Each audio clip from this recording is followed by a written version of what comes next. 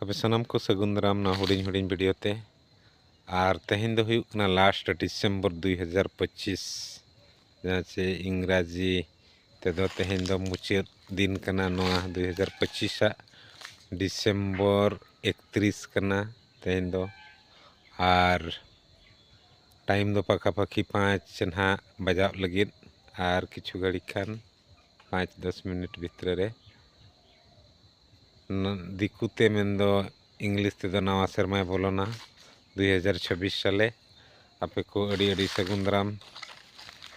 इन किछि दिन तायम खानगे अब सान्ताड़ को नवा सेरमा बोलो हिजुआ जनवरी 19 तारीख पड़ा कना माघ मुलुग और सान्ताड़ नवा सेरमा लगिन ते आपे को साय साय सगुन दाराम नवा सेरमा रे हड़मो रे नवा मने नवा उइहर हिजुमा बुगी कमी ओड़ा लगित नपाय दिसम हड़ को लगित अतु लगित समाज लगित कमियाबो बुगी लगित निजोरा हो तो सगुन दाराम नवा सेरमा अब तेदो माघ मुलुग जहाँ से जनवरी 18 तारीख ना पायरा कना और दिकु लेकातेमा तेहेन दो हुयुक कना 2025 मुचाद दिन नुई हमा दिकु मेंदो नुई दो इंग्लिश कैलेंडर कना है बड़ाई गया वो